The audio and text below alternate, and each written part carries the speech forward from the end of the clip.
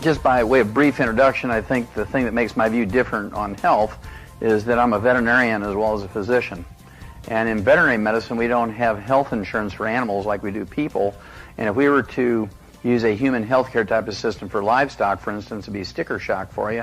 Your hamburger would cost you $275 a pound just to pay for the health care. So we learned a long time ago in the animal industry that we could keep the price of animal products such as meat and dairy and poultry and eggs down to where the average American could afford to eat them every day simply by eliminating health care costs. That's, I think, a very profound statement. Simply by eliminating health care costs. We do that in animals with simple little nutritional formulas. That's why we have mouse pellets and rat pellets and hamster pellets and gerbil pellets and guinea pig pellets and rabbit pellets and canned and dry dog and cat food, and we have sheep pellets and horse pellets and calf pellets and dairy pellets and monkey pellets and catfish pellets and turkey pellets and duck pellets and ostrich pellets and on and on and on. You get the picture. The reason why we put all these various animal diets into the pelletized form is so that every mouthful is biochemically perfect. Even the stupidest animal in the group gets a perfect diet. They can't sort through and just eat only the sunflower seeds or the raisins. Their health and production is not dependent on their choices of food. We command them to eat a certain way, and that's the way they eat. And we get a uniform, projected, expected production. We've been so successful at doing this over the last 75 years that in the animal industry we've eliminated about 900 different diseases that still plague human beings. We've doubled and tripled their historical lifespans in the last 60 years. 60 years ago, if you're old enough to remember, an old dog used to be 10 years old. Today an old dog is 20-something. 10 years ago, an old cat was 12. Today an old cat's 25 or 30. And we didn't do that with wonder drugs and genetically engineered proteins or stem cells or transplants. We did that simply by adding vitamins and minerals and trace minerals to their food. And that kind of excited me. One more little thing about my background. On a large grant from the National Institutes of Health during the 1960s, I worked with Marlon Perkins from the old Mutual of Omaha Wild Kingdom days. I was one of his veterinarians and worked on this research project. Did over 17,500 autopsies in over 454 species of animals and 3,000 human beings for comparison. And what I learned was, ladies and gentlemen, was that every animal and every human being who dies of natural causes dies of a nutritional deficiency disease. So since 1964, I've been working very hard to get the health industry to appreciate this and not treat nutrition as the stepchild of health, but actually as the front piece of health. And it was not very successful. So I went back to school, Portland, Oregon, became actually a naturopathic physician, which is kind of like an osteopath in Oregon. We're primary care physicians. And we were able to begin in 1978 to use everything I'd learned in veterinary nutrition on my human patients. And I'm here to tell you that the concept of preventing and curing diseases in animals with nutritional formulas works just the same in people. These are the sort of things I would collect to share with my patients. I wanted to give my patients a gift, sort of an incentive or a bribe to come to me as their doctor. And I promised them I'd do everything I could to get them to live to be 100 instead of 75. And this particular issue, September 2000 of Scientific American, was almost totally devoted to 100-year-old people and what they did differently and so forth. There were articles in there by medical doctors and geneticists and gerontologists and nutritionists, and they were all coming from different directions. So there was a summary at the end telling you what you were supposed to learn by reading all this different stuff. And basically they were editorially scratching their head. They couldn't figure out why the people who lived to be 100 were the ones who were rebellious and didn't listen to their doctor's instructions. The people who followed the doctor's instructions didn't make it to 100. And they couldn't figure out why, and they wanted to do some big research project to figure out why. Well, you don't have to figure too long, because if the medical doctor's advice isn't bringing you to 100, it's not good advice. That's pretty simple. You don't need a $50 million study to figure that out. Going back to April of 1992, 12 years ago, almost 12 and a half years ago, this was a cover article, Time magazine, very profound article. I think there were 6 positive pages on nutrition in this issue. Again, April, I think it was April 6th or April 7th, 1992, the real power of vitamins. And they meant, as most people do when they say vitamins, they mean vitamins and minerals. You know, nobody says, honey, did you take your vitamin B1, B2, B3, B5, B6? Did you take your folic acid, your biotin, your choline, your B12? Did you take your calcium, magnesium, manganese? Did you take your phenylalanine and your arginine and your cysteine, your methionine, amino acids? Did you take your omega-3s? People say, honey, did you take your vitamins this morning? And it's kind of this generic shorthand for did you take your supplements. And they used it the same way here because it kind of fit the layout. The real power of vitamins and minerals, et cetera, et cetera. New research shows it may help fight cancer, heart disease, and the ravages of aging. Well, back when I started seeing human patients back in 1978 as a physician, I wanted to have some kind of animal model, being a veterinarian, and a human model to give them so they didn't think it was some outrageous thing that I was coming up with, some pipe dream. And looking around, sure enough, I found a guy by the name of Clive McKay, and he did his research back in the 1920s, and geneticists like to claim him, but he was just a physiologist. He published his landmark papers in 1935, and basically what he did was take 3 groups of rats and gave them the same basic rat pellet of the day from the 1920s, which is quite a remarkable step, because research rats before this rat pellet would only live maybe 6 to 10 months after weaning, when they just feed them rolled oats and carrots and things like that. But once they came out with the nutritional pellet of the day, they lived to be an average of 2 years, and that was just remarkable for research. Well, he was the only guy at that time who was tinkering around with macronutrients, proteins, fats, and carbohydrates, to see what you could do to make the animals live longer. And in group number 2, he gave them the same basic pellet as group number 1, but he cut the carbohydrate calories by 30%, kept the vitamins and minerals the same, and they lived 50% longer than group number 1. Got kind of excited about that. So group number 3, he cut the carbohydrates by 60% from group number 1, kept the vitamins and minerals the same, and they lived twice as long. And they thought they had the answer. Well, it wasn't quite that simple. When they redid the studies in pigs and dogs and monkeys and spiders and all kinds of bugs and birds and things, they found out that the secret was that he kept the vitamins and minerals the same. And the secret to this longevity by tinkering with the food is that you want to have a high level of vitamins and minerals per carbohydrate calorie. That's one of the reasons why low-carb diets are good for you, and why they work to help you lose weight but also live longer. Even though people aren't supplementing, they have a modest amount of vitamins and minerals in their diet. And if they cut the carbohydrates, that means your concentration of vitamins and minerals per carbohydrate calorie is going up. And that's the thing you have to look for. Well, I had a very exciting animal model that went back to 1935. Then I wanted a human model. And I ran into a guy by the name of Art Linkletter. How many of you remember Art Linkletter? Yeah, if you're over 40 years old, you remember Art Linkletter. He was a great TV and radio host, and he invented the kids say the funniest things concepts. And he was very funny without saying 4-letter words, so I always appreciated him. And it was kind of interesting, and I ran into him, and I was looking for a human model for 100-year-olds, and he wanted to live to be 100. And there was all kinds of newspaper interviews I ran into. He wanted to be 100, and he got kind of excited about this possibility by reading a 1933 Pulitzer Prize-winning novel by James Hilton called Lost Horizon. Okay, well, Lost Horizon, if you don't remember the book, it coined a term, James Hilton coined a term called Shangri-La. How many have ever heard of Shangri-La? I think most people have heard of that.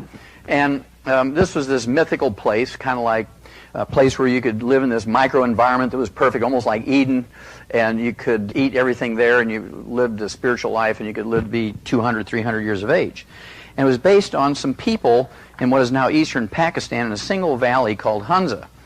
Art Linkletter hired an eye doctor by the name of Alan Bannock to go to Hunza and find out what their secret was, because at the time, in the 1930s, they were the healthiest and the longest-lived people on Earth.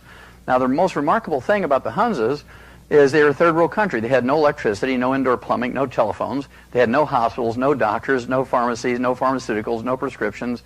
I mean, they had nothing, and yet they were the longest-lived and healthiest people on Earth. And so Art Linkletter wanted to find out what their secret was. So Alan Bannock goes there, and he really couldn't quite pick it out. He was an eye doctor, didn't know a lot about everything. So he was very good about writing about what he observed, but he didn't pinpoint any particular thing. He just says, well, here it all is, pick what you want. But there are 2 things that were valuable, knowing what we know about Clive McKay's animal models. Number 1, these people live in a single valley at 19,500 foot elevation. If you've ever farmed, you know that when you're above the timber line like that, I mean, kind of like double. The timber line is like 7,000 feet. So we're at almost 3 times the height of the timber line, and nothing grows there. Very hostile environment. They couldn't grow rice, they couldn't grow potatoes, they couldn't grow corn, but they could grow wheat. But because of the very short and very hostile growing season, their yield was very, very small, and their sum total of their carbohydrate intake each day was 1 little chapati bread, looked like a tortilla, flour tortilla, a very small one, 1 a day per person. That was their sum total of their carbohydrate intake. The rest of their food was lamb and mutton, goat, cheese and milk. They cooked in butter. That was it. They had a few vegetables, you know, like tomatoes and carrots and cabbage. And so they had a very low carbohydrate diet. So that kind of fit Clive McKay's thing. 60% less carbohydrate than the control rats. Well, where do they get their extra minerals or extra vitamins? Well, it so happens Alan Bannock pointed out something that I used to do as a kid in these people. This is a cultural thing that they did that occurs thousands of years ago in Asians and Europeans and Africans. I don't know who came up with it first, but it's been used since the beginning of time, since the dawn of written history.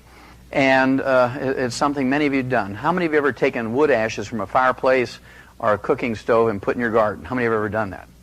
Okay. Well, he noted that every morning they did that. They took the wood ashes from their fireplaces and their heating fires, and they put these wood ashes in their gardens every morning. Well, the wood ashes are the minerals that are left when you burn away the carbon in the wood. So every morning they were putting minerals back into their gardens. Now that is a very profound thing. It sounds so simple. Now we as Americans used to do that because we all came from a background of Europeans or Asians or Africans, and so everybody came to the United States in the 1700s, 1800s, 1900s with this history, but something changed in our culture in 1940. This was the end of healthy Americans in 1940. It actually started before that. It actually started the Industrial Revolution, but it was just a trickle. But they shut the spigot off for intake of minerals in 1940. What happened in 1940? Everybody got a modern kitchen. Electricity, gas, propane. Are there any wood ashes left when you cook with an electric stove? Are there any wood ashes left when you cook with natural gas? Are there any wood ashes left when you cook with propane or a microwave? No. And so as soon as we got the modern kitchen, there was no more wood ashes to put into the gardens. And so our source of minerals dried up just like flipping off a switch. And so we're not eating the same as we did, just even culturally. We're not eating the same. Just assuming that all our vegetables are as healthy as they were 100 years ago, we're not putting the minerals back in because we don't have the wood ashes from our cooking fires and our heating fires to put back in the land. Well, human beings need 90 essential nutrients, 16 minerals, 16 vitamins, 12 essential amino acids, 3 essential fatty acids to flourish and reproduce and do well and repel diseases and so forth. And plants only need 9.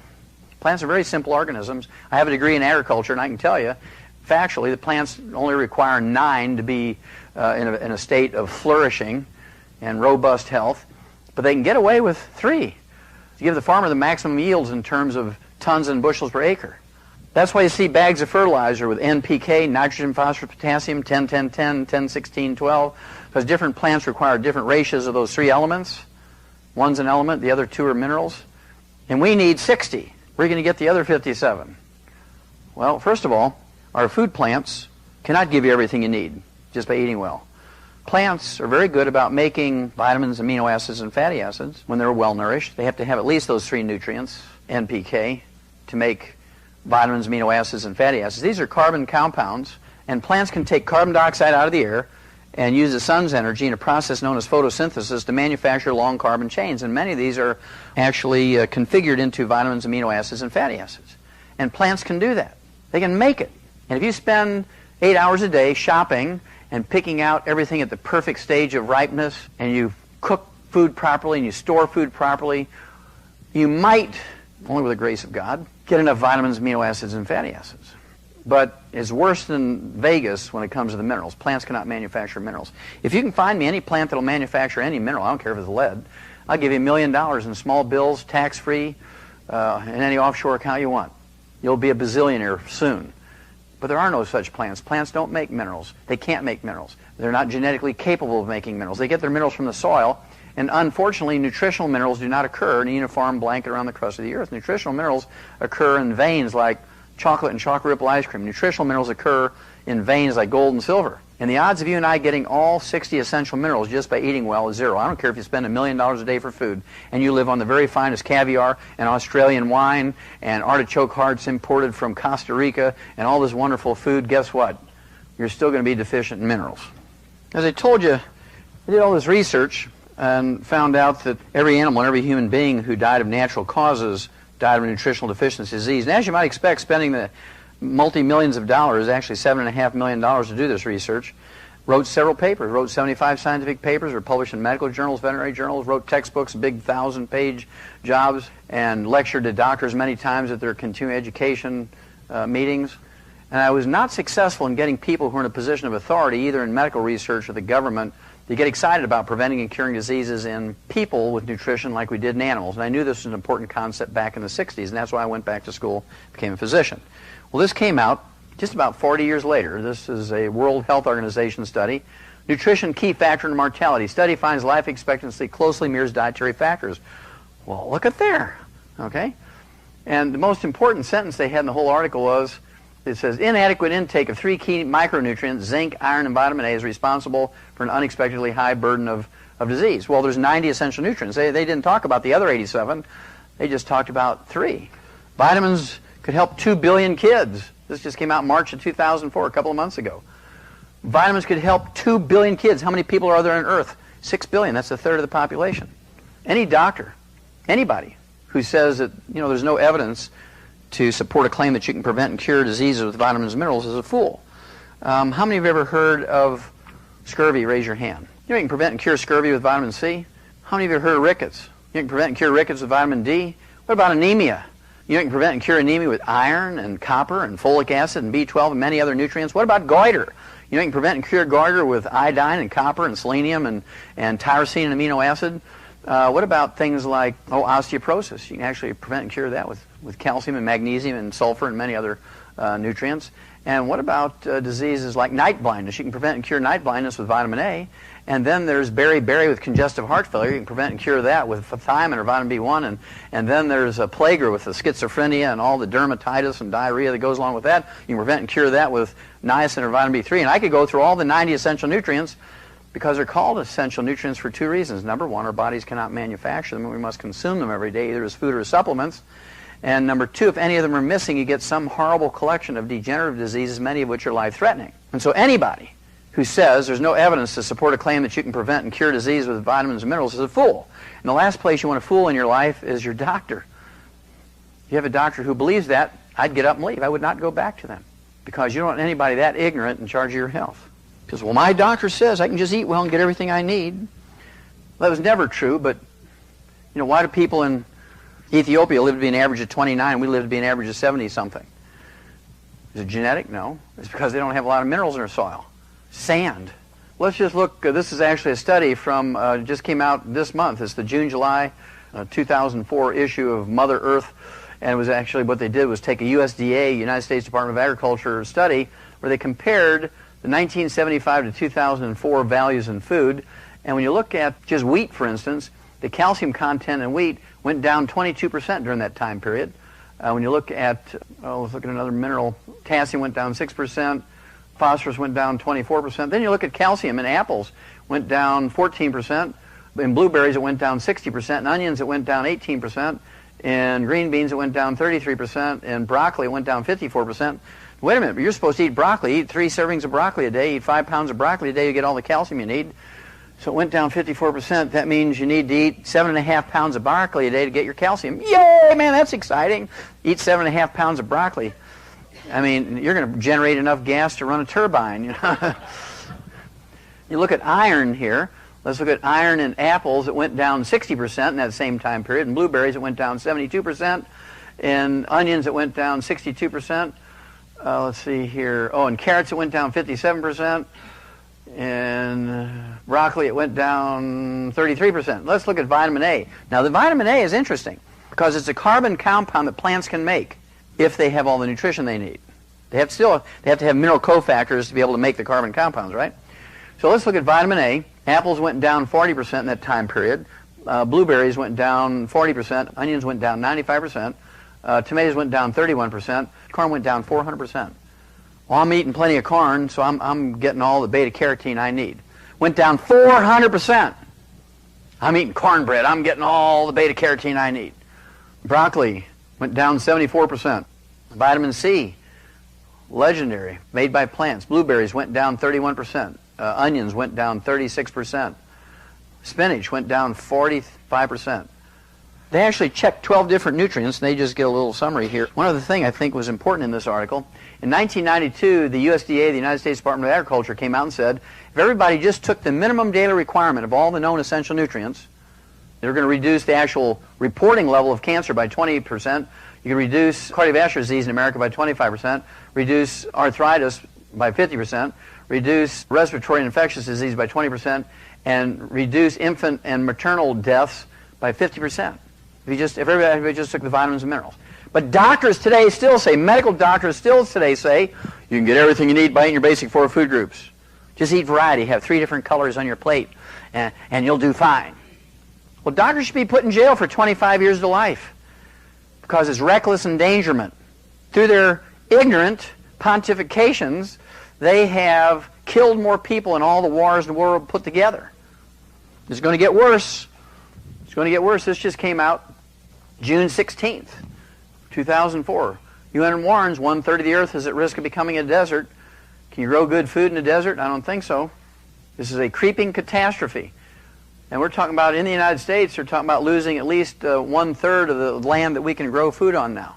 There's just no nutrition left in the soil. And so how do we protect people?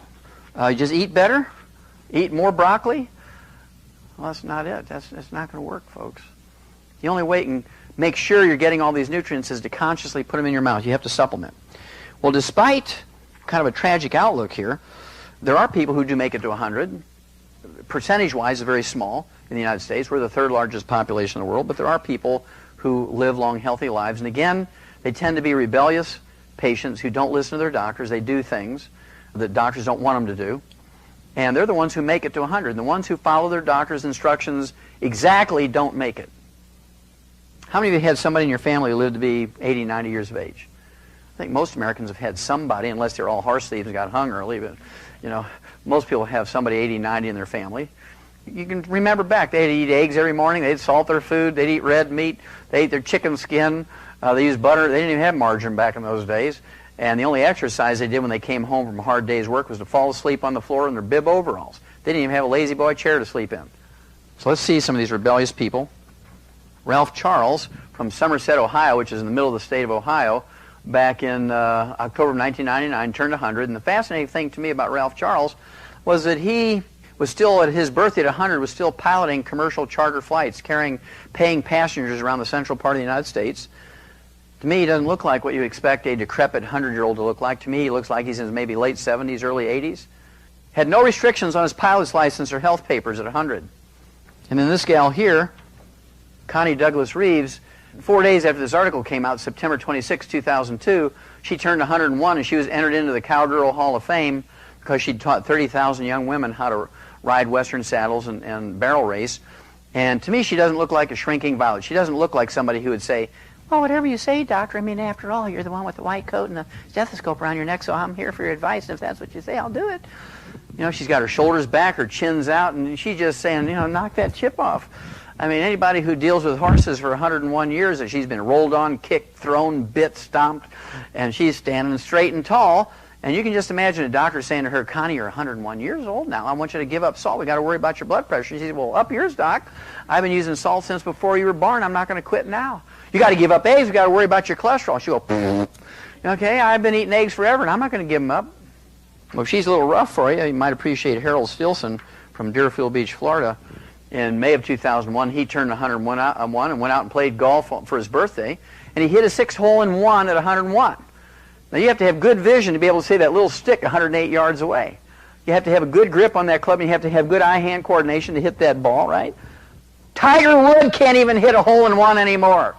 I mean, he's done since he let him do that arthroscopic surgery on his knee and get that radial keratotomy. I mean, he hasn't won a match since he had those 2 surgeries. He should sue his doctors, whoever talked him into that. I was just in Puerto Rico with my dear wife and a training thing, and this gal here, her name was Ramona Trinidad Iglesias Jordan, and she turned 100. She actually died at 114. She was the oldest living, I guess you'd call her an American, American territory kind of thing, 114.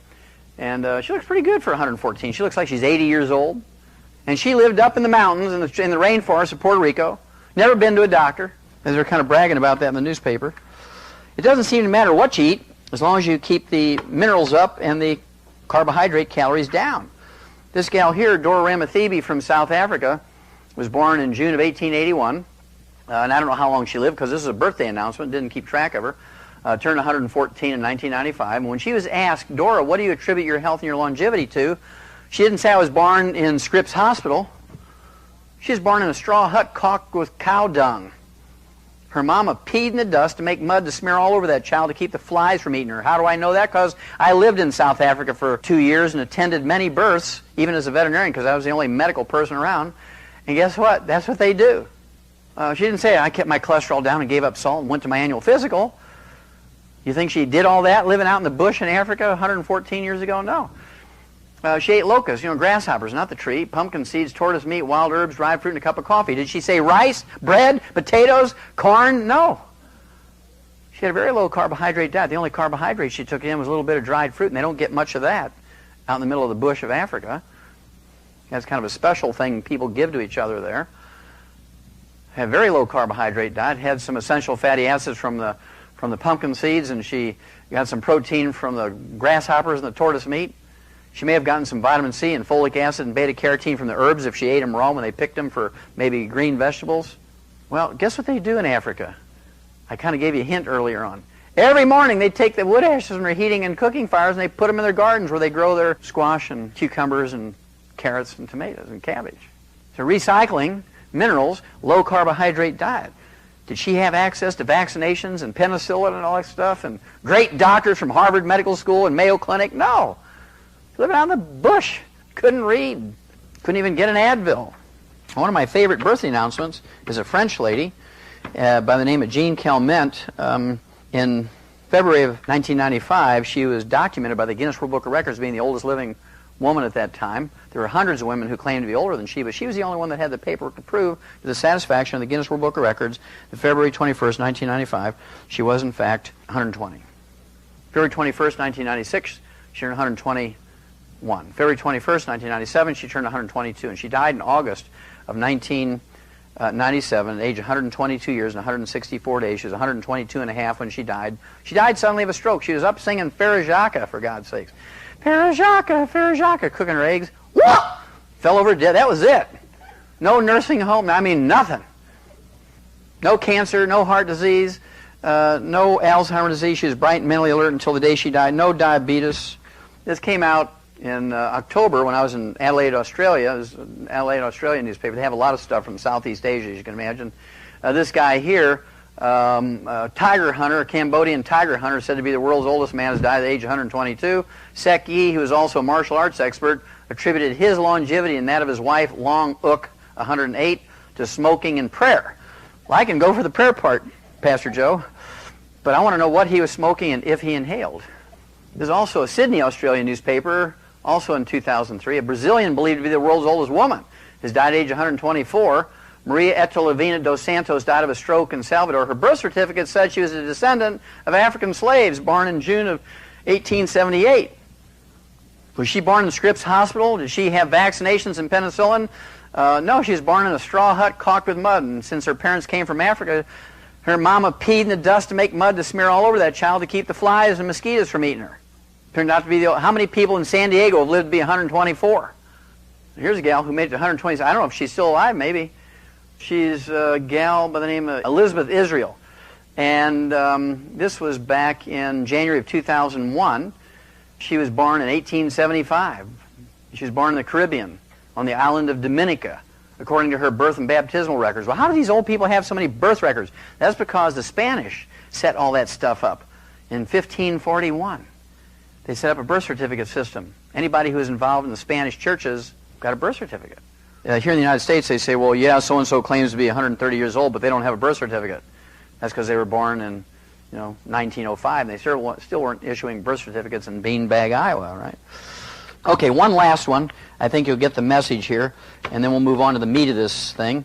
This gal here, Mazumi Dusti from Iran, back in January of 1995, and this her obituary is published in the Rocky Mountain News out of Denver, Colorado, said that she died at age 161. That seems pretty outrageous, but you have to actually give some credibility to this obituary because she was survived by 6 living children ranging in age from 120 to 128, and none of them had left home to go to college yet.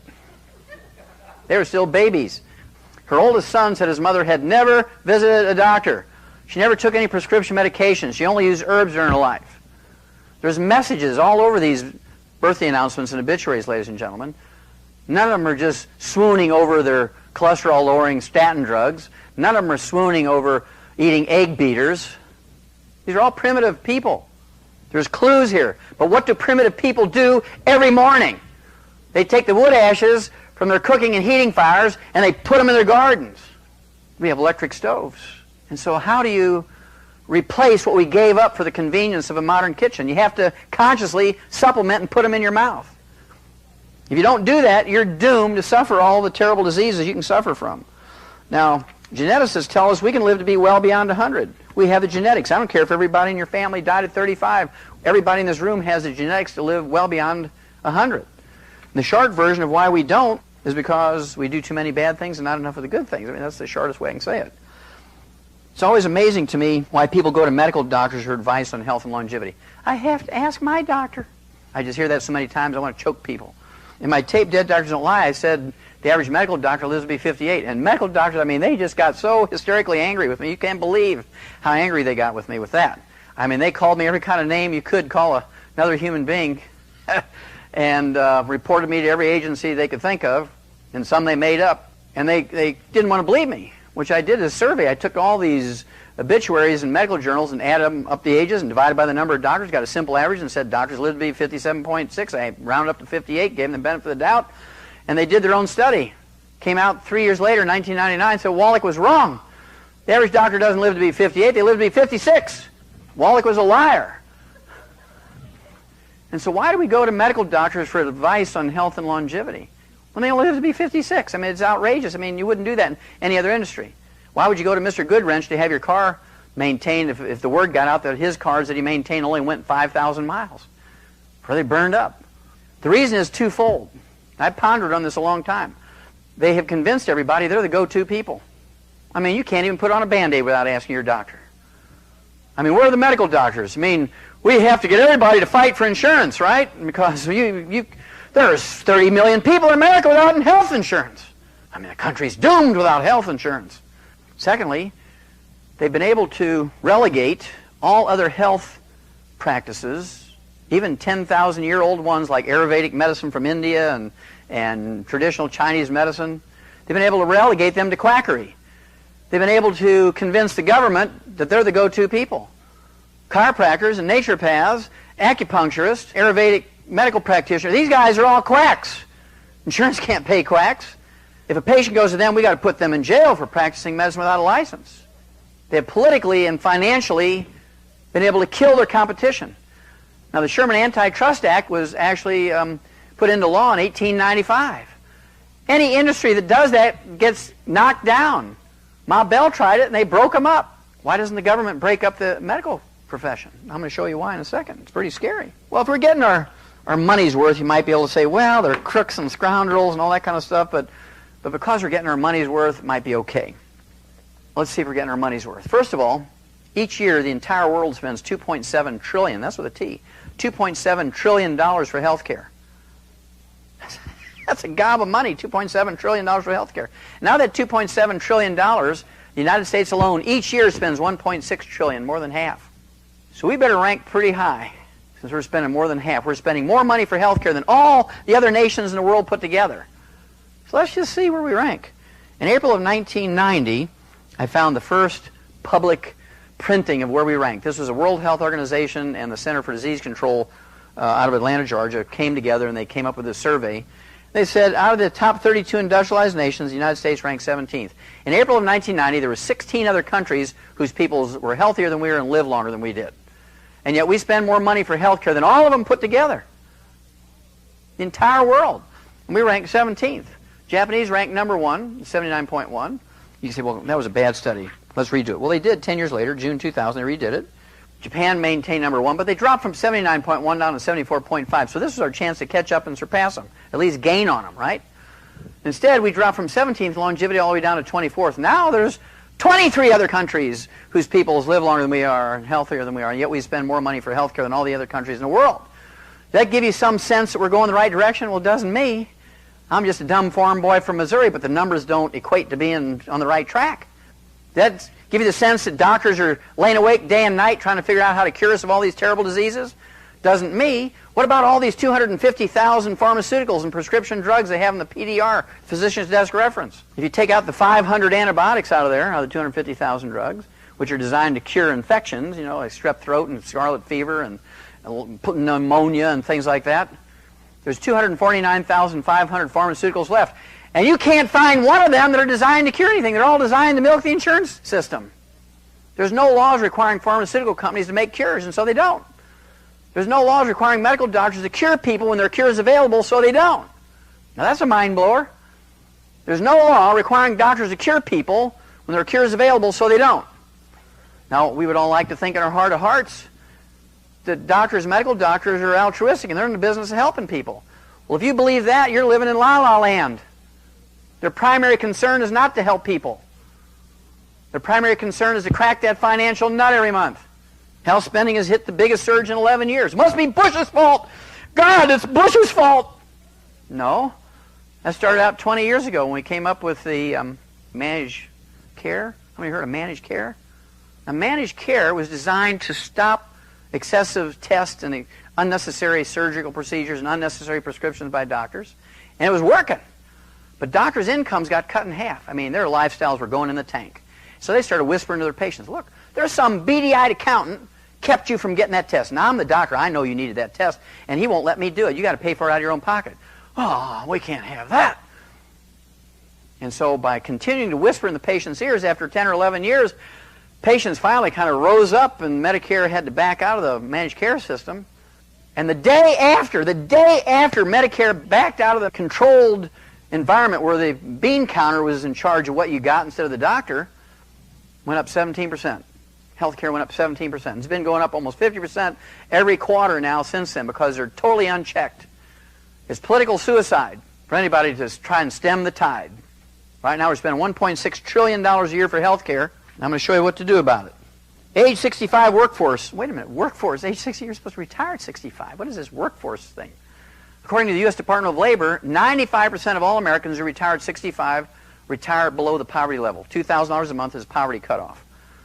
95% of Americans, after working 40 years in America, retire below poverty level. You have to do something else. You got to go back to work because that $1,200 a month doesn't cut it. You got to sell your house you paid on for 30 years to move into a scroungy little apartment because you can't afford the taxes every year. Can't afford the utilities, the upkeep. What a crummy deal. Well, whose fault is it? What's the most common thread that people complain about when they retire? Healthcare. Oh, they testify before Congress. I couldn't eat lunch today because I had to pay for my drugs. I can't eat. I have to pay for my drugs. Well, why do you have to pay for your drugs? Because my doctor told me. And then this is the most outrageous thing I've ever seen.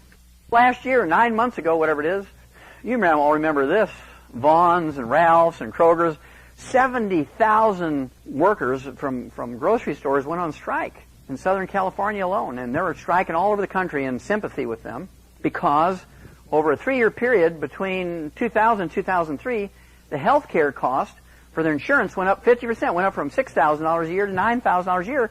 And the contract said that the store chains were going to pay for their health care. And so these people struck the stores, I don't know, 3 months, 4 months, whatever it was. A lot of them closed their doors and went out of business. When they did come back, all their customers had started going to Costco's. A lot cheaper. And so a lot of them are still not open 24 hours like they used to be because they don't have any business anymore. That strike killed the jobs for these 70,000 people. Now, they were striking the wrong person. Why would they strike? The company was paying their mortgage and paying the food for their kids and paying for their car payment. They should have been striking the doctors. They should have been striking the insurance companies. They should have been striking the hospitals and clinics. I mean, the doctors are really smart. They're sitting there playing cards in their country club. Well, we got this army, all these union guys out there, striking them. Somebody's going to pay us. We'll get the government to do it, the company. We don't care if they all go bankrupt and lose their job. They're going to pay us. So I'm getting close to telling you what we do to solve this problem. I gave you kind of a hint there. What do you do with a failed and corrupt system? Do you keep feeding it more money? Oh, well, the mafia, we got to pay them more money. They'll be good to us, so we just pay them more money. Outsourcing the American dream. Have we lost a few jobs in Southern California? Whoa! They're going to India faster than you can name them. Telephone operators in the United States average $12.50 an hour plus health benefits. In India, they make less than $1 an hour, no health benefits. Payroll clerks in Asia make less than $2 an hour, no health benefits. Their counterparts in the U.S. make $15.17 an hour plus health benefits. And so when the health care goes up and the union demands more money to pay the health care, guess what the company says? Adios, amigo. Close the door and they're off to India. You can't blame those companies. I mean, they're working on 1% margins of profit. They got to worry about their stockholders. And so if you push too much, it's like the old pinball machines. Some of you old remember the old pinball machines before computers? You had 1,800 points left before you could win a free game, and you started pushing that thing too hard to keep that ball up there. What happened? Tilt! Game over. I hated to see that. Game over, game over, game over. Well, that's what happens when you push the employers too much now. They have other options. They can just close their doors and go to India. You know, with today's electronics, 3 rings, and they say, howdy, how can I help you? And you think you've called Texas. You just hit New Delhi to kind of tell you where, spiritually medical doctors come from. But they're not going to treat lawyers and their families who sue them for malpractice. And so when that came out, I sent out a news release. Nobody picked it up. I didn't think they would, but I felt better. I sent out a news release and said, I'll waive my professional fees. I will treat any lawyer who sues doctors for malpractice. I will waive my professional fees. Didn't get published anywhere, but I felt good because I sent it out. Doctors said they'd lie to get insurers to pay. 58% of doctors admitted in a survey that was published by the American Medical Association, 58% admitted they would lie to get paid for procedures they didn't even do. They admitted they would lie to get paid for procedures that they did do that the patient didn't need. Now, doctors are the only people who don't have to go to a bank when they need money. At the end of the month, if they need $10,000 because they went to Vegas and they lost $10,000 and they can't pay their mortgage, and you're the last patient of the month, you're going to get everything known to medical science. They just send in that bill to Medicare and they get $10,000 in their account the next day and they pay their bills and everybody's happy. According to the Health Insurance Association of America, 75% of insurance fraud is committed by providers, which is a code word for doctors. 75% of all health insurance fraud is committed by medical doctors. You know how many medical doctors go to jail for that each year? 0. They are dealt with by another standard. If you and I were to somehow try to defraud an insurance company, they would hire detectives and they would hunt you down forever and get you in jail. The medical doctors do it with impunity. Health insurance companies write it off as a cost of doing business. And guess who picks up the difference? Look in the mirror sometime. You're the one picking up the difference. So we should be striking them. We have a history in America of doing that kind of stuff. We have a history of rebellion. I don't suggest you pick up rifles and go shoot doctors, although sometimes I feel like it. But what I'm suggesting is this. Let's do what we've done in other industries. 60 years ago, when the automobile industry began to crank down on people, look, you're having a Ford car, you got to come to a Ford dealer. We're the only go-to people for a Ford car. And you go in for a $6 oil change 60 years ago, and they say, look, you've had this 25,000 miles. Why don't you let us do a check on it, and we'll do whatever's necessary. And you've been driving. You said, nothing wrong with it. Sure, go ahead and do a check. And you come back, it's a $300 bill. You say, what? It was supposed to be $6. Well, you told us to check it out. You gave us permission to do that. It's $300 because we rebuilt the transmission, we did the carburetor, all new brake shoes, blah, blah, blah, $300. And they wouldn't give you the key until you paid your $300. But you didn't go back because you demanded, some redress from the manager. And he said, well, no, we did the work. You got to give me the money before we give you the keys.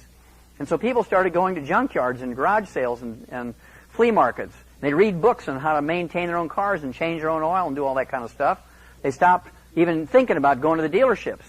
And when the junkyards and the flea markets and the garage sales couldn't support the demand for parts and tools anymore, a whole industry developed. Now we have Napa Auto Parts and Pep Boys and AutoZone. We have all these Jiffy Lubes all over the place.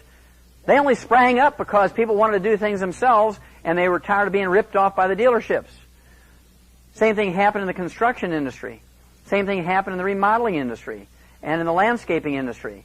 When they got a little oppressive to the customers, people started going to garage sales, and they went to flea markets, and they'd go to junkyards to find parts. I mean, plumbers were charging $200 to change a float in a toilet for little old people. And the worst nightmares, of course, the one that people hated were roofs. Somehow, roofing companies, you'd sign a contract for a $6,000 roof, and if you didn't read the fine print, with revolving interest, if you didn't pay it off in a year, it was $100,000, right? People started going to garage sales and junkyards and flea markets, getting materials and tools to maintain and repair their own homes. Some of you are old enough to remember back in the 60s, everybody had a tool shop in their own garage. I mean, I had them back then. We had a table saw and a band saw, and you had all the drills. That's when this home thing started back in the 60s and 70s. And when the garage sales and the flea markets and the junkyards couldn't supply the demand for tools and materials anymore, a whole industry developed to supply the demand. Now we have Home Depot and Lowe's and Menards. If you want to find out where everybody's at this afternoon, go out to the parking lot at Home Depot. Tomorrow, at 2 o'clock after church, go there. Parking lot, you can't find a parking space in Home Depot and Lowe's and Menards because people are out there doing it themselves. And so there's clues here on how to deal with an oppressive, failed, corrupt industry. Stop using them. But you just can't jump from the frying pan into the fire. You have to educate yourself. We have all these books. Let's Play Doctor, Let's Play Herbal Doctor, Rare Earths Forbidden Cures, Dead Doctors Don't Lie. I mean, we're talking about $50, $60 worth of books. Teach you how to deal with over 900 different diseases using herbs and vitamins and minerals and amino acids and fatty acids. We're talking about stuff that works. I already had 3 people today. I walked in the door, just met them. I met lots of people, but these 3 people came up and told me how the products were working for them. They were just so surprised and happy how well they're doing on just taking vitamins and minerals. And they've been going to doctors for years and couldn't solve their problems. Before I came here, people were calling me from Atlanta, Georgia, and from Portland, Oregon, dealing with problems because they've given up on their doctors. And so right now we have baby boomers coming along. There's 80 million baby boomers in the United States alone, 80 million, who are sick and tired of being sick and tired. They're sick of being ripped off by the medical system. They're getting they want the government to solve the problem. Well, the medical industry generates taxes from $1.6 trillion a year. The military-industrial complex, which the hippies were so worried about during the 60s and 70s, only generates $400 billion. 1/4 of what the medical system. Who has the most power, military-industrial complex or the medical system? Clinton tried in his first term, in the first year of his first term, to deal with the medical situation. And they chewed him up. The office of the president, with all the power and prestige and all the departments and money available to the president to solve a problem, it only got worse. They just snubbed their nose at him. Not because they were Republicans, but because they weren't going to let the President of the United States interfere with their cash flow. And so we have to do this, because nobody else is going to do it. First thing I want to talk about is exercise. Whether you believe it or not, how many of you have heard that exercise is good for you? If you don't raise your hand, you're a liar, a communist, or you're asleep already, because I know that you've all heard that, right? Well, this is me when I was 18 years old. Look familiar? Didn't have a gram of fat on me. I was mean as a burnt bear, and I was tough. I was like a rock, and I could do anything. I knew it because I knew it. And I could, in addition to farm work, I'd spend a lot of time during school when everybody else was eating lunch. I was running up and down the stadium stairs. I was weightlifting. I was punching the bag. I was doing everything I could to get tough and so I could play sports, and I did. And then I read an article that said there'd never been a professional athlete ever lived to be 100, so I stopped exercising. Because if exercise is good for you, there should be a significant percentage of professional athletes live to be 100 because they get paid to do it and they're not likely to slough off. And this is a little chart out of God Bless America. It talks about some of the more famous athletes that died of nutritional deficiency diseases. The oldest one was Red Grange, died at 88. Now, you know, Red Grange died a long time ago, right? And then, let's see, Jesse Owens died at 66. Jim Thorpe died at 65. Babe Ruth died at 53. Lou Gehrig died at 38. Wilma Rudolph, 4 gold medals in track, died at 54. Babe Zaharias, one of the greatest female athletes ever, died at 43. Jim Fixx, who invented the fitness concept in America, died at 52. Hank Gathers, a great basketball player, died at 23. Wilt Chamberlain died at 63. Reggie Lewis died at 27. Walter Payton died at 45. Sergei Grinkov, one of the icons of figure skating, died at age 28. Flojo died at 35. I don't believe a seizure killed her. I think something else killed her. Don Drysdale died of a heart attack. Great baseball player at 56. Corey Stringer, a football player, died of heat stroke at age 27. And according to the Center for Disease Control of Atlanta, Georgia, each year in America, somewhere between 75,000 and 100,000 Americans under the age of 30 drop dead while they're exercising. Car accidents only claim 57,000. Of those 57,000, 17,000 are killed by drunk drivers. Look at all the hoo-ha we have about accidents in cars. And doctors are instructing people to exercise. And it kills more people in car accidents. It doesn't start out you're healthy, you die. How many of you are boxing fans? Anybody here a boxing fan? Okay, a few. Remember Roberto Duran? No mas! No mas! And this is about 10 years ago, I think, somewhere around there, 10, 12 years ago. Not a championship, but 100 fights, many championship fights. He was in a championship 12-round fight with Sugar Ray Leonard. I think it was in the second round, third round, something real early. He just got up and said, I don't want to do this anymore. They spent millions and millions of dollars in advertising. Caesar's Palace in Vegas. I mean, there were, I don't know how many hundreds of millions of dollars worth of bets, and he just said, that's it, no mas, I don't want to do this anymore. I don't like boxing anymore. It's a cruel sport. Elite athletes face this hazard. Already talked about this guy, Van Fred, and he barely made the cut on this latest by two strokes. I mean, they were sweating him even getting in. He's going down, folks. I just spent a weekend with these guys, with Ted and Angela. Talk about talent. These guys had all the talent in the world when it came to basketball, and they still lost. They got beat by the punk team. You think they lost because they didn't have talent? You think they lost because they didn't want to win? You think they lost because they didn't practice? If you look historically at this situation, it happens a lot, where they draft some big stars, and then it didn't work. You know, here's a whole bunch of teams that hire these big stars at the beginning of a season to try and make something happen, and it didn't happen. That's a little picture of Theo Ratliff from his own website. Theo Ratliff's a very interesting guy. In 2000, 2001, he missed 79 games. His career was over. He had the best orthopedic surgeons tell him his career was over. His right shooting wrist turned into dust. There was nothing bigger than a BB in there. I mean, none of his bones were in any shape. They couldn't even put wires or nothing in there. He had the cartilage came loose in his hip. They had to go in and do a hip surgery. His other hip was just as bad. Bone-to-bone arthritis in both knees. He was only 28 years old. His career was over. And he happened to hear some of our distributors talking to another player in the locker room. He says, hey, you think that stuff will help me? In 3 months' time, all his pain went away and his range of motion came back. 3 more months, he felt so good, he tried back out for the team and he got his old position back. This guy, who 6 months earlier was told that his career was over. He had all these terrible degenerative problems, his career was over. Well, the last 2 years, he's been the shot blocking champion, the super defensive star in the NBA, and that's impossible. All his orthopedic surgeons said so. But we put him back together just using vitamins and minerals and trace minerals and rare earths and amino acids and fatty acids. So I'm going through a progression here. You've gone through the emotional failures, physical failures. Remember I told you Jim Fixx was a guy who started during the 1970s. He started the whole fitness thing. Up until Jim Fixx in the 1970s, nobody but people who played team sports worked out. The average housewife didn't go in for aerobics and yoga. The average, Joe Carpenter, the average working man didn't work out. Came home and drank a beer and passed gas and watched TV. That was his life. His great excitement was if he, won a case of beer at bingo. Jim Fixx came along and said, hey, if you run 10 miles a week, we'll keep your arteries clean and you don't have to die until you're 100. And he personally, consciously, in all his writings, stayed away from vitamins and minerals because when he lived to be 100, he did not want anybody to say, well, how do you know, Jim, it wasn't the vitamins and minerals? He wasn't even eating rich bread. And he died at 52 of a cardiomyopathy heart attack, a simple deficiency of the trace mineral selenium. Well, this fellow here, Brian Maxwell, was one of his proteges. He believed in Jim Fixx like you just have no idea how much he thought of Jim Fixx. He thought he was like another father to him. He invented the power bar. There was no such thing as a granola bar until Brian Maxwell. He invented them in 1983. Actually, it was his girlfriend who was a nutritionist because they kept hitting the wall in their marathons. At about mile 18, they'd hit this wall and they'd have to walk. No matter how well they were trained, they just couldn't go anymore. And he was the one who invented the carb up thing. The night, eat spaghetti before the big race. This is the guy that came up with that. He just died in March of a heart attack, cardiomyopathy heart attack at age 51. He'd won 14 world-level marathons in the Olympics, World Games, International Marathon, 14 of them. He placed in the top 5 in 100 of them in his lifetime. And he died at age 51 of a cardiomyopathy heart attack, a simple deficiency of selenium. And so when he died, we got on the computer and we looked up the analysis of power bars. It's just nothing but grains and some honey and sugar and stuff like that. It's an energy bar. It's a power bar, energy bar. No selenium. Okay, one more clue. Well, 2 more clues.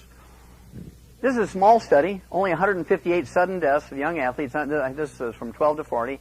And of the 158 sudden deaths, 48 of them were in basketball. Only 1 was in boxing. Isn't boxing a more dangerous sport than basketball? Not according to this. 48 of the 158 that died in this little study were basketball players. How many have ever been to a professional basketball game? Well, if you've never been to a professional basketball game or even a college basketball game, they have a team of people with towels. And during the free throws and the timeouts, what do? They're out there wiping the sweat off the floor so the players don't slip when they get under the basket and all that traffic is going in the basket. They're out there wiping that sweat out from underneath the basket. That's another little clue.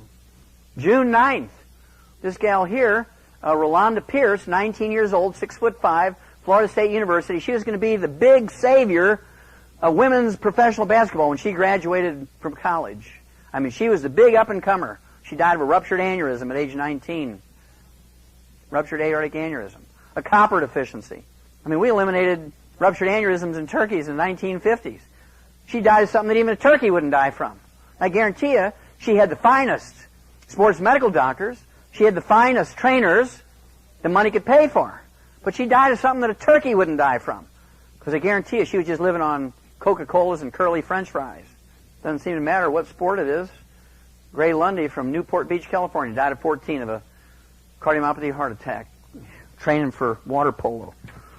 This gal here, Helen Moros, the top runner, smoke-free, top marathon runner in Australia, died at 35 of a cardiomyopathy heart attack. Does she look healthy to you? She looks like an escapee from a death camp in Germany to me. I mean, look at her arms. I mean, she does not look like a healthy person. We talked about Sergei Grinkov, age 28, died of a cardiomyopathy heart attack. The darlings of the pairs figure skating world. One more, maybe two more, then I'll tell you why. Reggie Lewis. At 27, he collapsed with a cardiomyopathy heart attack. They diagnosed it correctly, cardiomyopathy heart attack, a simple deficiency of the trace mineral selenium. They got 12 cardiologists from around the world, the top 12 cardiologists from around the world, and they paid them $1 million each to refer, this is the Celtics, they paid them $1 million each to refer their patients out to other doctors so they could devote their full time to saving Reggie. He's their top financial player, and they wanted to save him, get him back in the game, and they were arguing amongst themselves who's going to do the transplant, who's going to give him a pacemaker, could he play with a transplanted heart, could he play with a pacemaker if they put it in the right position, and all that kind of stuff. And while they were arguing about this, he dies. 3 weeks later, he dies. Second cardiomyopathy heart attack. Well, if you wait long enough, justice has a way of coming around, right? God works in mysterious ways. The chief, the captain of the dream team of cardiology, the medical doctor who ran the Boston Marathon all the time, he wasn't a couch potato.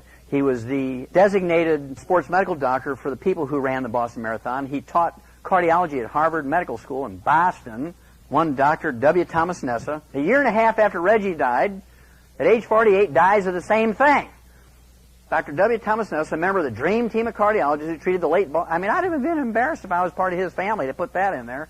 I mean, this guy's malignant dumb. Died Saturday in his home, and, prophetically, he lived in a town called Dedham at age 48. Now, if your cardiologist dies of a heart attack at age 48, how much belief should you have in him? But people say, oh, isn't it terrible that Dr. Nessa died of a heart attack? And they'll keep following his advice.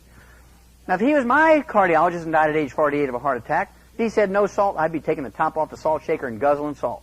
If he said no eggs, I'd eat 25 a day. If he said exercise was good for you, I'd lay there and I wouldn't even blink. I would not do anything that resembled exercise. Because I wouldn't want to get what he got. If that's what you get for following what he was saying, I wouldn't want to do it. Well, the hint is, of course, athletes sweat more in 5 years than couch potatoes do in 75 years. You know there's more librarians live to be 100? There's never been a professional athlete ever lived to be 100? It's pretty scary. Now, when I showed that to these guys in Vegas, I mean, they really got concerned. Also, carbonated drinks will increase your risk of osteoporosis and fractures by 500%. I stood up there on the stage and I told them, if I was a trainer, if I was an owner, I would not even let my players in the same room with carbonated drinks. Because they're big problems. The reason why they fall out, joint problems, bone problems, ligament problems, cartilage problems. They're not sitting there guzzling all those carbonated drinks. Doctors lack proof that too much salt is unhealthful. This came out almost exactly 7 years ago. This was presented at the annual meeting of the American Heart Association in Portland, Oregon. After years of telling healthy people that too much salt isn't good for them, researchers still don't have solid evidence to back up that claim. Now, what does a good farmer or rancher put out for his livestock? Salt block or salt lick, right? There's nobody out in the pasture telling a cow she's limited to 1 lick a day, is there? I refuse to believe my human patients were dumber than a cow. Now, look, go ahead and salt your food to taste, salt your body. Don't worry about it. Well, how do I know if I'm getting too much? Well, it won't taste good. That's a high-tech answer, right? If it tastes too salty, don't eat it. If it tastes good, eat it. That's very simple. Works like a charm. Salt has nothing to do with high blood pressure. Genetics has nothing to do with high blood pressure. None. Nothing. That's the first thing they say. Do you have anybody in your family with high blood pressure? Yes. Okay, you're going to get blood pressure medication. Well, I don't have high blood, but it's in your family.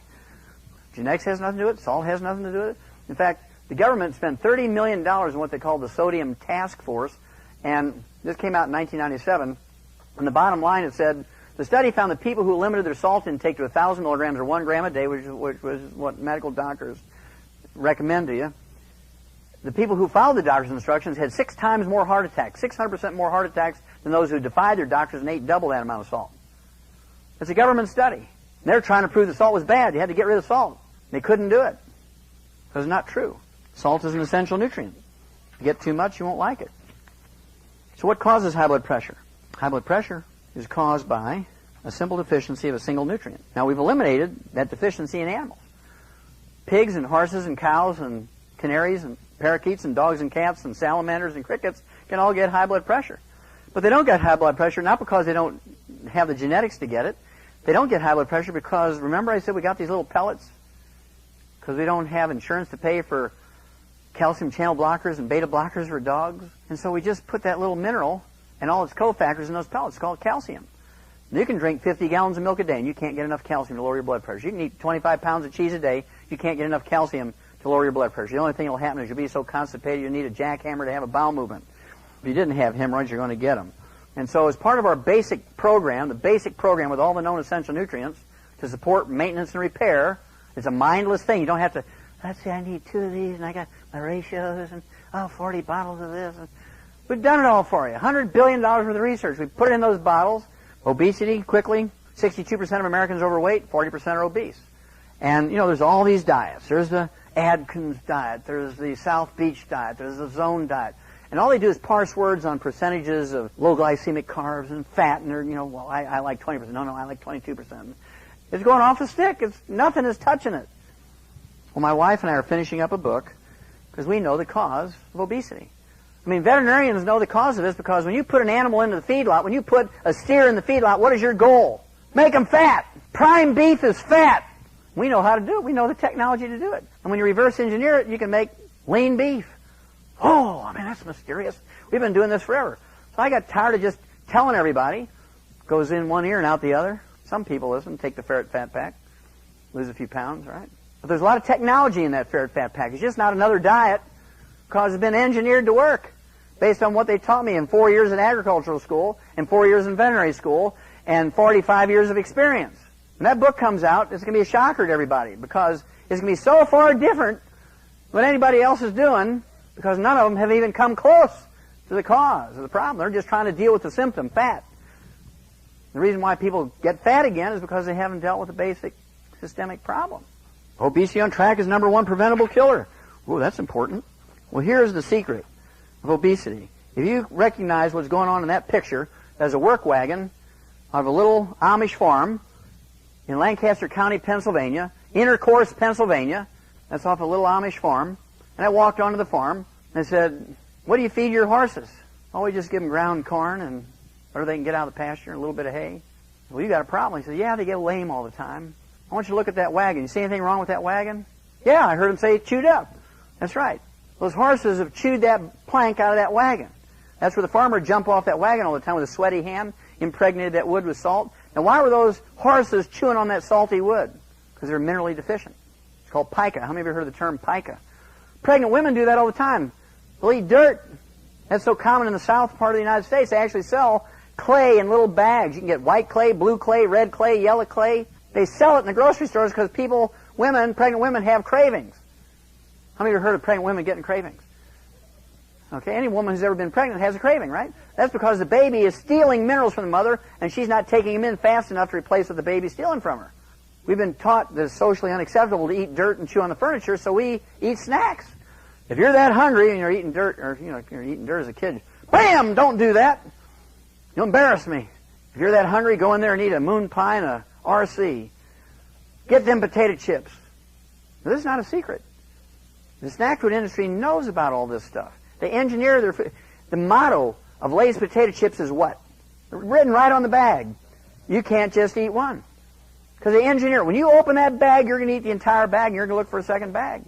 It's engineered for that. It's not a mystery.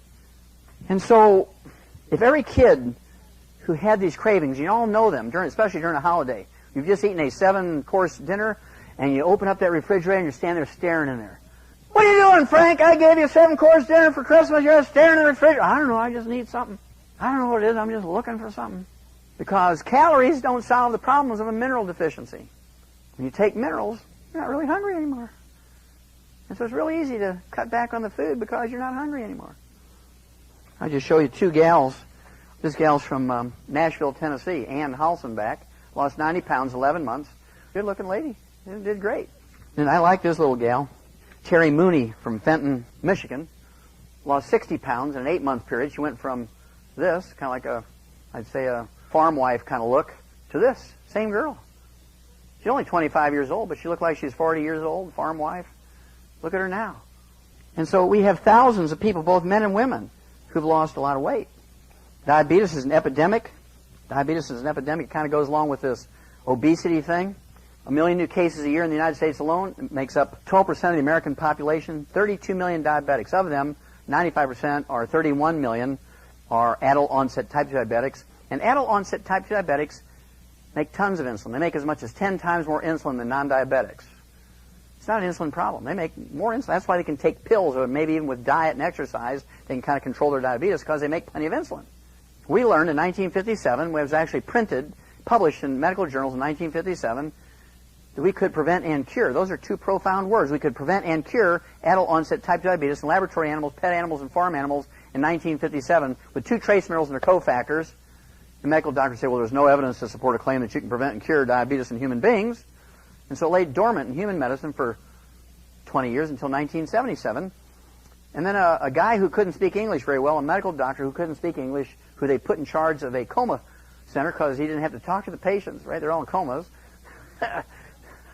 They put him in charge of a coma center, so all he had to do was read records. And he noticed that the people who survived 3 months in this coma center always got adult-onset type 2 diabetes. 100% of them, after 3 months, 100%, regardless of their race, their age, their gender, nothing mattered. If they lived 3 months in that coma center, they got adult-onset type 2 diabetes. They were waiting. They started testing them at about 2.5 months. Sure enough, they'd always get diabetes by 3 months. They'd give them insulin. They'd control them.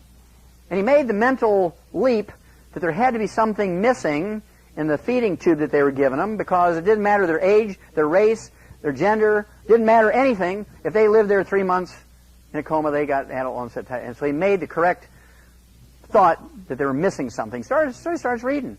And sure enough, he goes back 20 years and he finds his research in animals. He says, well, that seems simple. He couldn't give them these alfalfa pellets with all these minerals in them because they're in a coma. And so he took that formula and made it into an IV, which he added to their basic feeding tube, and in 72 hours he cured them all of their adult-onset type 2 diabetes. Published in every medical journal in the world.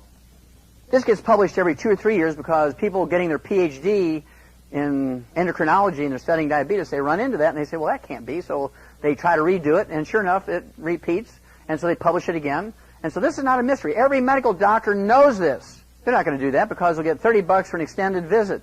Well, according to the GAO, the General Accounting Office, which is the budget watchdog for the U.S. Congress, the average income that a doctor gets off of a type 2 diabetic who lives 25 to 40 years after diagnosis is $750,000. There's no law requiring him to cure people when there are cures available. So which way is he going to go, $30 or $750,000? Now, you don't need to be a rocket scientist to figure that one out. I just talked to the president of the NBA Players Association. His wife has diabetes. I just asked her one question. Do you drink soft drinks? She said, oh, yeah, I'm a Coca-Cola alcoholic. I have to have 20 or 30 a day. Well, look at this. This is a study on 91,000 women over 8 years, 91,000 nurses over 8 years. Women in the study who drank at least one sugar-sweetened soda were 85% more likely to develop type 2 diabetes than ones who just drank water or even Diet Coke. 85% increase. You're going to get it.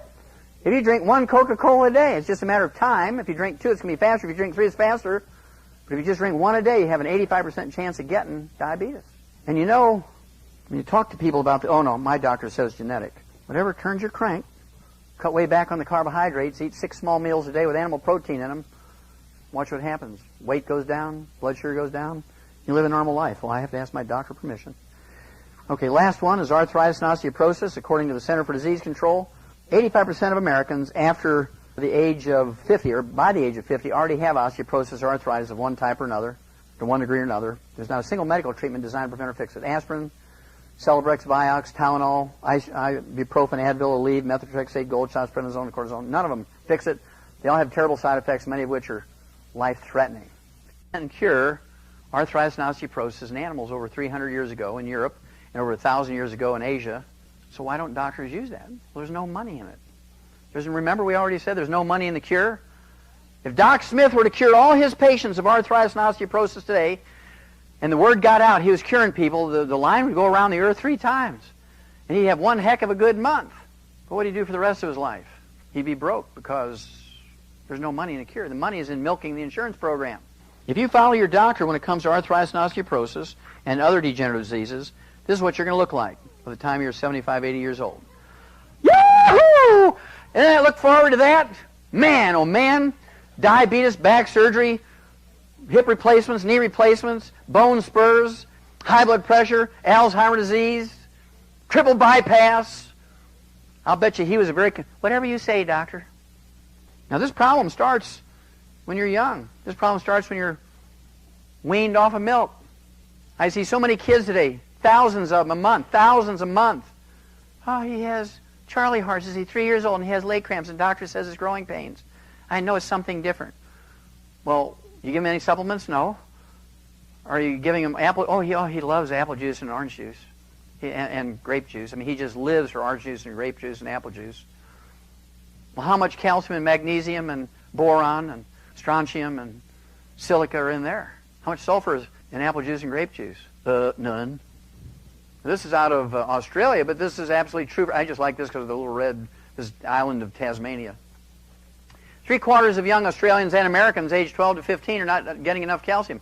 75%, because they're all living on bottled water. They're all living on apple juice and grape juice, and worse yet, oh yeah, Sunny D, Sunny Delight.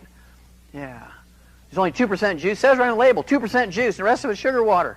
But every kid loves it because they got great advertisement on TV. I have to have my Sunny Delight. Crack. This is the one that really shook up the players. Arthroscopic knee surgery for arthritis is worthless. Yet the 5,000 doctors in America who specialize in arthroscopic knee surgery for degenerative joint disease, in 2001, their income from that one procedure is $1.5 billion. Why would they give it up? There's no law requiring them to give it up just because it's useless. Last slide. This is one you've been waiting for. Osteoporosis strikes both sexes equally. Since 1958, doctors wanted you to believe that osteoporosis was primarily a postmenopausal woman's problem. Whether you believe it or not, how many of you heard that? If you don't raise your hand, you're a liar. You're a commie. You're asleep. Because I know you've all heard it. But osteoporosis strikes men equally with women. How come you men aren't being shuttled through getting your bone density tests like women?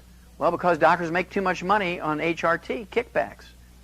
And if they were to let women know that men get it equally with women, how could you justify giving estrogen, which causes increase in cancer, Alzheimer's disease, and cardiovascular disease?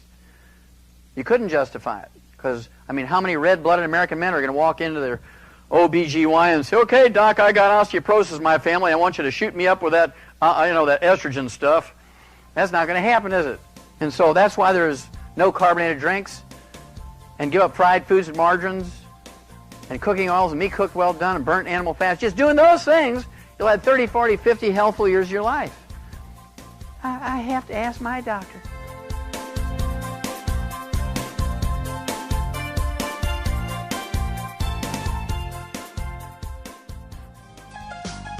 Information and statements regarding dietary supplements discussed have not been evaluated by the Food and Drug Administration and are not intended to diagnose, treat, cure, or prevent any disease.